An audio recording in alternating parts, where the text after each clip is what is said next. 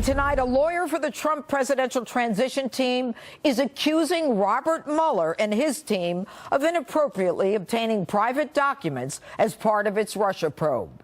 Hello and welcome to Justice. I'm Jeanine Pirro. Thanks for being with us tonight.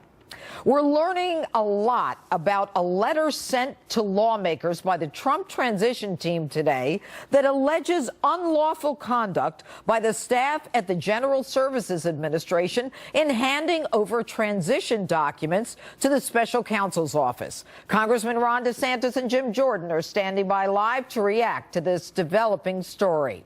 But first, my opening statement. What would you say if I told you your vote doesn't count? That all the effort you put into the issues and candidates is a waste of time? That there are people at the citadel of power who believe that it is their right to invalidate your choice if they don't agree with it? Folks, this is not about politics. It's much bigger. I doubt in American presidential election history that there has been as great a crime or as large a stain on our democracy than that committed by a criminal cabal in our FBI and the Department of Justice who think they know better than we who our president should be. Now, last week I told you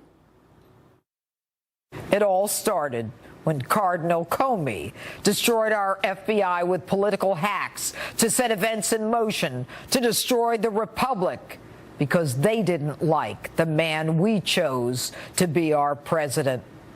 Well, it's time to take them out in cuffs. I took a lot of heat for that and got a lot of pushback, including Stephen Colbert, whom I invite to come on Justice and say what he said to my face. But tonight, Mr. Colbert, in the spirit of the season, I offer this branch. I hereby double down. This is worse than even I imagined. This week we saw documents that gave us context, or as I would say in my DA life, motive for the crimes that I've already described to you in the past. Motherlode. Members of the FBI and the Department of Justice, some of whom actually ended up on Bob Mueller's team to prosecute Donald Trump, did everything they could to exonerate Hillary Clinton for her crimes and incriminate Donald Trump with a non-existent crime. For example, change grossly negligent, an element of the crime, to extremely careless in an effort to take Hillary's acts out of the criminal realm where there are no criminal consequences. Example, remove reasonably likely hacked by other countries to possibly, to make it appear that there was no hacking of our classified material on Hillary Clinton's completely unsecured server, which the Romanian hacker Guccifer told NBC News from a prison in Bucharest was as easy as opening an orchid on the internet. The person responsible for changing the language from incriminating to innocent is Peter Strzok, a button man in the crime family of James Comey. Strzok, the same man who oversaw the creation of the Trump dossier, the one bought and paid for by the Clinton team, and sat in on Hillary Clinton's interview, who agreed that her aides, Cheryl Mills and Numa Abedin, could be interviewed together, unheard of in law enforcement, and also Strzok, the one who interviewed Michael Flynn, the only one charged with anything. Strzok was a student of Andrew McCabe, deputy director of the FBI, and according to the Wall Street Journal, Strzok, his gumad, Lisa Page, and McCabe met at around the same time the FBI launched its counterintelligence investigation into possible Trump-Russia ties. Strzok, since he's head of the counterintelligence unit, is reported to have signed the affidavit based on the false dossier for the FISA warrant on Trump and his associates. Now, this crime family shows its motive and clear intent in August of 2016 when Soldier Strzok says in a text, "I want to believe the path you threw out for consideration in Andy's office," an apparent reference to Deputy FBI Director Andrew McCabe, that, back to quotes, There's no way he gets elected, but I'm afraid we can't take that risk. It's like an insurance policy in the unlikely event you die before you're 40. Close quote. An insurance policy? The deputy director of the FBI, his deputy assistant director, and his girlfriend in the FBI legal department plotting a scheme in the unlikely event that Donald Trump gets elected? They're not willing to take the risk that will elect him, and so the conspiracy to interfere with the election of Donald Trump is hatched. And later, the deputy director and his gumad pay compliments to each other, saying they are both fortunate that they were meant to protect the country from that menace. Bruce Orr, Associate Attorney General, and his wife, their own little crime family. You'll recall Fusion GPS is the company that hired Christopher Steele with Hillary's money to create a false dossier on Donald Trump. The Associate Attorney General's wife actually works for Fusion GPS. And Orr arranges a meeting after the election. Now think about it. After the election with Fusion GPS, which could be for the purpose of covering his own tracks or to get their stories straight in case someone talks. There you have it, folks. The abbreviated version of a criminal cabal, like a crime family in the movies, except this time the FBI is the crime family. As with all crime families, the head needs to be someone who seems holier than thou. The FBI director under whom it all happened called behind his back Cardinal Jim Comey. His consigliere, Andrew McCabe, the lawyer making sure that his wife got Clinton cash to run for office and violating any statute that got in his way. And his button man, Peter Strzok, who, along with his gumad Lisa Page, another FBI lawyer, are getting off in their fight to save the country from Donald Trump. Sounds far-fetched, doesn't it? It's not. There's a core group of arrogant, corrupt, and lawless individuals that felt that they, and not we, should decide a presidential election. And when they failed, they conspired to create the false narrative to not just muddy our choice for president, but to bring down his presidency and his family as well. The evidence is there, the motive disclosed. Still not sure? I ask you to look back on a prediction made by a powerful Trump-hating Democrat in January 2017, talking about Donald Trump.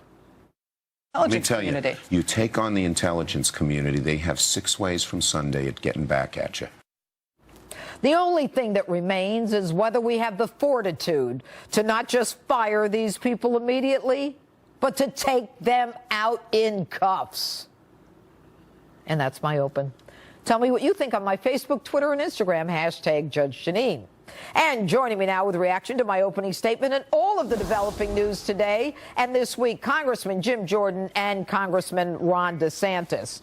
All right, gentlemen, good evening. Now, you guys have been front and center in this effort to find out what is going on in Congress. And here we are, almost a year into Mueller's investigation, and the only thing we're finding out about is that if there was a criminal conspiracy or a cabal of any sort, it is on the part of people with injustice in the FBI. And my viewers, guys, we've been watching you for months, and you are very aggressive. But my viewers want to know, what now? What are the next steps? Jim, tell me. Well, we're going to subpoena Andrew McCabe, subpoena Peter Strzok. And first of all, Judge, your opening was perfect. That lays out the entire story. Bruce Orr, Peter Strzok are central to this. So subpoena Andrew McCabe, Bruce Strzok, Bruce Orr, his wife, and Lisa Page. And I also think the chief of staff of the FBI needs to be brought in. So let's get all the documents. Let's bring him in for deposition. And let's put him on the same witness stand that Rosenstein said on last week. Sessions said on a few weeks ago, and ask them the same tough questions so the American people can get the answers. But we need the documents, we need to depose them, and then we need to subpoena all those.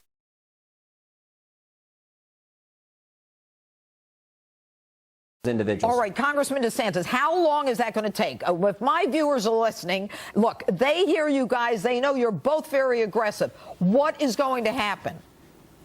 Well, Jimmy and I are ready right now, so we want to get it done very quickly because, Judge, this is holding these people accountable. Get it done Monday. We should look. I'm there if we can do that. We need to get support from the chairman of the committees and the leadership. Oh, I think we actually they? are going to get that. But unfortunately, Jimmy and I can't just do depositions on our own. So we're working that, and I think we can do it. But here's the thing. Yeah. All those guys need to be held accountable for what they did, but it needs to be exposed because this goes to the heart of whether this whole investigation was legitimate from the start. We still don't know. The government won't admit whether they paid Christopher Steele for the dossier, how the Russia thing started, whether they used it to surveil Trump associates. And so all this stuff needs to be brought to light. Congressman, with all due respect, the Deputy Attorney General, Rod Rosenstein, looks like a deer in the headlights, right, when he's trying to give an answer as to why he's not giving you anything. He's not giving you anything. Well, we actually, Devin Nunes, to his credit, is going to pursue, and I'll be very supportive of this, as Jimmy will be, contempt of Congress on Rosenstein and on the FBI director if they don't produce the answers to those very simple questions. You send them a letter. You say show up. They don't show up. Then you subpoena them. All right? And then they come in. Do they take the fifth? What happens then? Well, I think we can vote on the contempt before we go for the rest at the end of the year, and we should do that. And I think that it would pass overwhelmingly. What do you think, Jim? Congressman, I think we bring him in. And Chairman, now you're fine. Chairman Goodlatte has told us he is going to subpoena those individuals, bring them in with the documents, depose them, and put them on the witness stand. If they take the fifth, they take the fifth. But Ron is exactly right. There are two fundamental questions. Did the FBI pay Christopher Steele, the author of the dossier? And was the dossier the basis for getting warrants to spy on people associated with President Trump's campaign? If the answer is yes to either of those questions, then this is as terrible as it gets, as wrong as it gets. This should never happen in the United States of America. So that's why this is so fundamental. It is fundamental. I can't agree with you more. But these people are still getting a check from us. Not only should they not be working for us and getting a check, I mean, they should be, as far as I'm concerned, indicted. If Jim Comey and Loretta Lynch couldn't put together a grand jury on Hillary Clinton, then, you know, at least at this point, Jeff Sessions should start putting together a grand jury on this stuff. Let me ask you a question, Congressman DeSantis. On November 13th, Jeff Sessions, the Attorney General, says, I'm going to put people, some of the principals of my department to decide whether we should look at Uranium One. Have you heard anything since November 19th? November 13th? Not from the Attorney General, we haven't. Now, I will tell you, Judge, we will have news on that. I have a lot of documents from this informant. We're going through them. He is going to testify. There's a lot of information there, but it's all being done with the Congress, working with the informant. The Justice Department has not helped at all. Okay, and the informant that you're talking about is the one from the Russia case where, you know, Holder and Loretta Lynch told him that he couldn't talk to anybody. That's right. Okay. Jim, Congressman Jordan, I'm going to go to what we're just hearing about today, and that is that the Mueller has sought information and got information improperly from the transition team or transition documents in the GSA in the Russia probe. And apparently they're saying that it was unauthorized, that he didn't have the right to do it. He didn't follow protocol. What do you know about that, Congressman?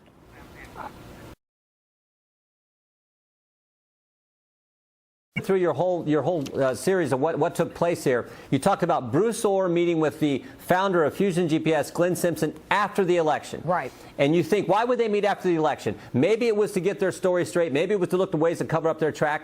But it also could be, how are we going to double down and go after now President-elect Trump? Thinking about what Chuck Schumer said. So if that, maybe it was both. Maybe they're looking, how can we cover up because our person did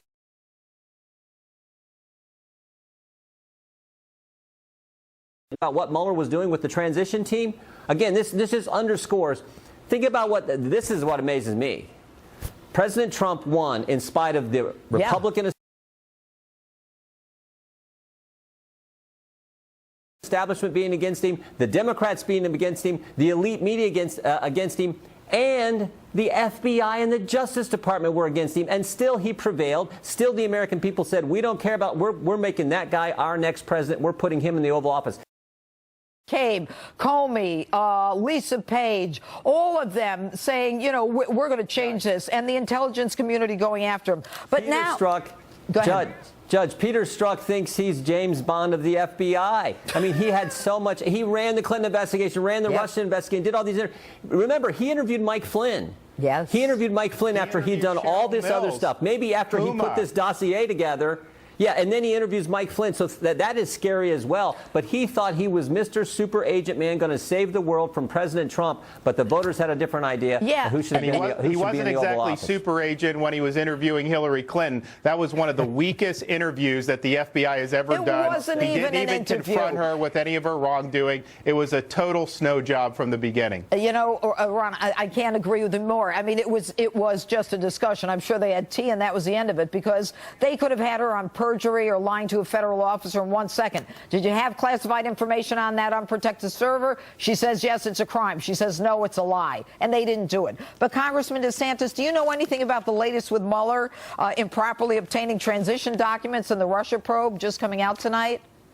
I just found out, but Judge, I think what this underscores is go back to Peter Strzok. He's the lead of the Hillary investigation. It was a patsy investigation. He's pro-Hillary. He's very anti-Trump, says it's his duty to get the FBI to stop him from being elected. So the difference between the lack of zealousness with Hillary's investigation and then getting any document under the sun with Mueller, they never used the grand jury with Hillary. They didn't do subpoenas or search warrants. Now they're trying to get everything they can. So do we have equal application of the law or not, or do we give some people a pass and then scorch the earth with other people based on their political Congressman affiliation? Jim Jordan, Congressman Ron DeSantis, you're out front there. You're at the tip of the spear. Thank you so much for being here tonight, both of you. All right, so what do? My next guest wants to hit the pause button on the Mueller investigation until we get the facts of what's really going on. Tom Fitton, president of Judicial Watch, is next on Justice, and later, Street Justice. Don't miss this one. Here we are at Bryant Park trying to find out what people would buy President Trump if he were on their gift list. Stay tuned to find out what everyone says.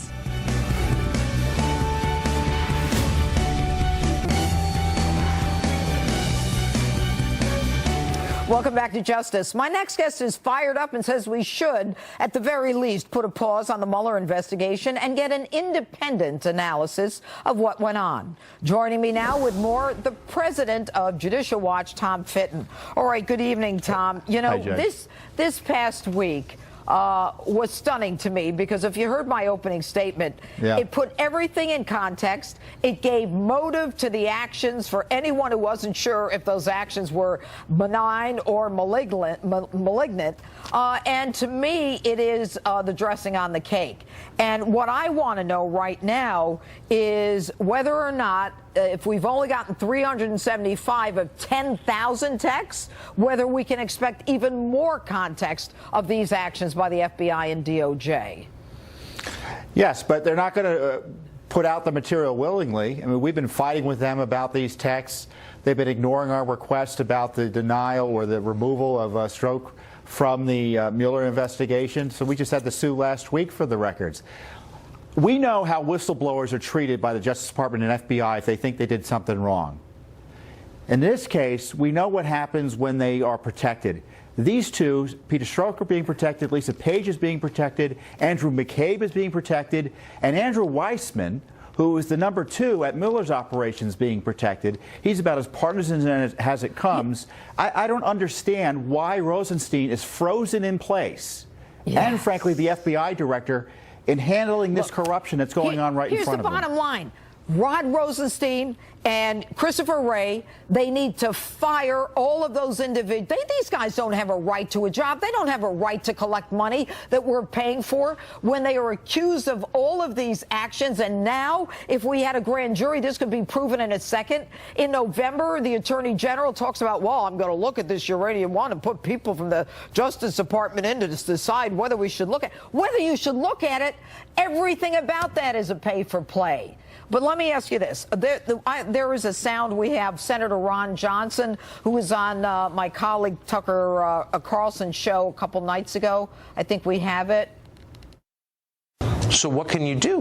Well, we'll keep making these things public, and hopefully public pressure will force the FBI to come clean if they really want to remove the suspicion surrounding not only what happened back under the Hillary Clinton email investigation, but currently what's happening under the Mueller investigation. I'm not saying that.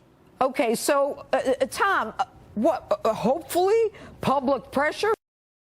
What's the public going to do? Come out like a lynch mob? No. Public pressure doesn't help. We need someone with a grand jury or the authority of law. What do you suggest? Well, and in fact, Congress, FBI can't spend $1 without Congress appropriating it. So for senators to say they just have to rely on public pressure like they're an average citizen, it's a bit odd to hear.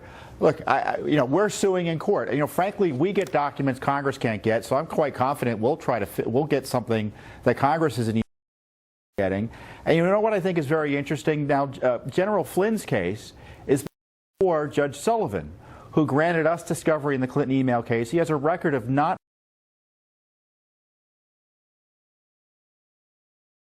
being terribly patient with government misconduct. And I think if the issue is raised with, was this FBI special agent who hated Donald Trump and was obviously Flynn investigation as a result? Is the Flynn investigation, is the plea deal clean? And I think the judge can make inquiries there. Well, but you know what? And he may do it on his own, given all the news. Well, Judge Sullivan is the judge who is very hard on the State Department. And you're right. But for you, Tom, and I've given you kudos many times, you're getting stuff through freedom of information and a judge who understands the law and what is public and what we're entitled to see more than Congress is. That's what's so frustrating about all of this. So what we've got to do is have a federal judge understand that contempt is a citation that even he can impose on lawyers who don't do what they're supposed to do. Yes? I agree. And you know what else can happen? The president can take steps to make sure the American public knows what its Justice Department, FBI have been up to. Because right now, the agencies on their own are stonewalling both Judicial Watch and Congress. And the president can intervene and say, look, you've got to release documents according to law here. Stop playing games. Stop telling people they have to wait years for documents. I agree. When you can release them tomorrow. Release the text. All right. Tom Fitton, thanks for everything you do. Thanks for being on with us tonight. And Street Justice still ahead. And next, the panel is popping. Dan Bongino ready for battle and Chris Hahn right here in studio. The debate is about to begin. Don't go away.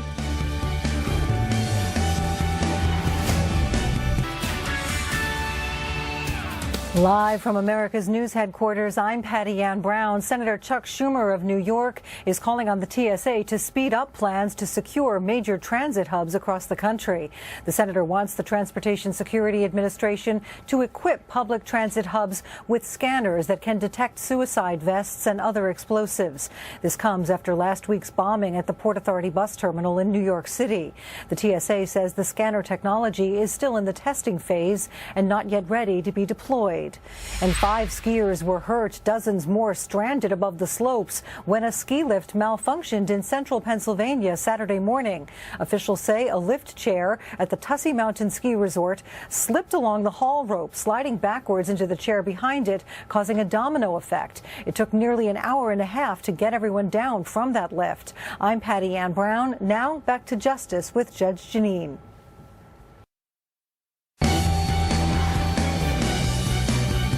They're spending millions and millions of dollars. There is absolutely no collusion. I didn't make a phone call to Russia. I have nothing to do with Russia. Everybody knows it. That was a Democrat hoax. It was an excuse for losing the election. And it should have never been this way, where they spent all these millions of dollars. That's President Trump again reiterating no collusion with Russia and trying to actually get things done in that swamp called Washington, like tax cuts. But joining me now to battle it all out, my star political panel for the night, former Secret Service agent and best-selling author Dan Bongino, along with former aide to Senator Chuck Schumer, radio talk show host Chris Hahn. All right, guys, this week, if you listen to my opening statement, you'll realize that I believe that we got motive, we got context to all of those texts and things and actions that people said, well, that was benign, it didn't mean anything. But now we know that these people wanted to stop Donald Trump from becoming the president, and once he became, they decided that with counterintelligence operatives that they would start the Trump-Russia collusion thing, which, by the way, is not a crime. So, Chris, I will let you start. Well, look. I think the worst thing that could happen right now is for the president or anybody who supports him to try to interfere with the Mueller investigation. What Mueller investigation? Look, there's an investigation going on. Let it play out. Let the chips fall where it may. And if it goes off in a tangent like Ken Starr did, it won't be that big of a deal. Well, but if it is a tangent. I'll tell you why it's a tangent, because they got Manafort on tax with Gates, and then they've got Mike Flynn for lying, having nothing to do. We don't know exactly why Mike Flynn pled guilty, and we're going to find out why he pled guilty to lying to them. Right. That was the lower Bongino hit crime. it. Dan hit it. Yeah, Chris, here's where you're wrong on this, Chris. I always love debating you, but you're always wrong, unfortunately. This is not an investigation anymore, Chris. This is an inquisition. As the judge set up in the opening statement, and she's correct, if the investigation is founded on the premise that this is going to be strictly a political operation, not a law enforcement one, based on the texts of two of the lead investigators in the case, or I should say a lead investigator and his mistress, who was a lawyer, who already admitted in their text, that they were looking for some kind of, quote, insurance policy because it's too big of a risk. The whole investigation is corrupted. I love debating you, too. We have a good time together. But I got to tell you something. You sounded an awful like I did in 1998. Okay, so let's let it play out. You're the one who says the past doesn't matter. You want to tell me why people in the FBI are talking about an insurance policy in case that menace Donald Trump wins? What does that tell you? People robots? Wait. Do they not have opinions? Go ahead, Dan. No, Chris, hold on. I'm allowed a rebuttal. You are a judge, right? I'm allowed a rebuttal here, okay? Chris, here's the difference. Whitewater and all that stuff that happened with the Clintons actually happened, okay? I agree with you. Let me point stipulated. I don't like special counsels either, Chris. But don't deny that Whitewater, Travelgate, all that stuff. Nobody came out with those crimes, though. Chris, that stuff, that's fine, but it actually happened. The problem I have with this, Chris, is you can sit on this show right now. You cannot look in the camera. I challenge you right now. I'll fly up to New York tonight and dump $100 in your wallet if you can look into the camera and lay out what crime Donald Trump committed. Go ahead, do it right now. I am going to let Mueller determine what crime was committed. Because all the people who are complaining about Mueller, is Russia collusion a crime? You said he was a great guy when he got appointed. Is Russia collusion a crime? Russia collusion is not a crime. If you are working with a foreign government to influence this election, you have committed a crime. Really? Go ahead, Dan. Foreign governments are not allowed to participate in our elections. Okay, Chris, let me try this again. I'll fly up to New York tonight and give you $1,000 if you can show me an ounce of evidence that Donald Trump colluded with the Russians to win the election. Just give me anything. Dan, I've read your books. You need your money more than I do. Please keep it. What? My books were bestsellers. Come on, hold on to that Be money. quiet, Chris. All right, let's move on. Let's move on to something that's moving backwards, but it's just coming out now because they hide everything. Right. Now, Hillary and her girlfriend, Uma, are allowed to walk out of the State Department. We hear this with 5 boxes of information. So what Hillary didn't delete, get rid of with bleach bit, or destroy with a hammer, she carries out of the State Department. How is this allowed to happen, Dan?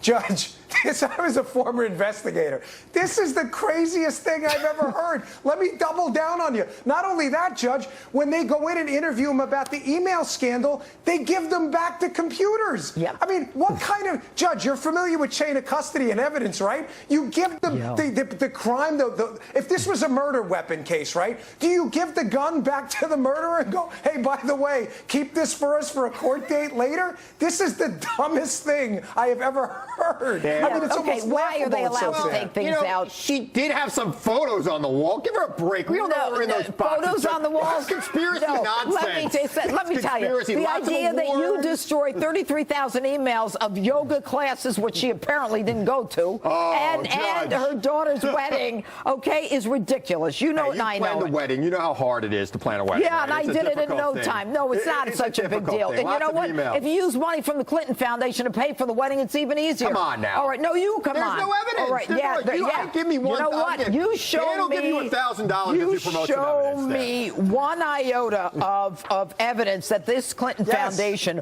was properly structured, and every attorney general who is not corrupted part of it is looking at it. I can say this, Mr. President, and everybody else who's watching tonight, let it play out. Let's see where it goes. Any attempt to make anything go away is going to make it worse. We saw what happened in Alabama, and that, look. No, we're not talking about Alabama. We're talking about evidence. It has a lot to do with it. Now, Dan, let me ask you this. Mueller apparently calls GSA and says, I want documents from the Trump transition team because they had been apparently working in GSA offices, documents that some are protected by presidential privilege, attorney-client privilege. Mueller doesn't go about getting subpoenas and doing what he's supposed to do. He just bullies his way in and gets it. Why do you think Mueller would do that?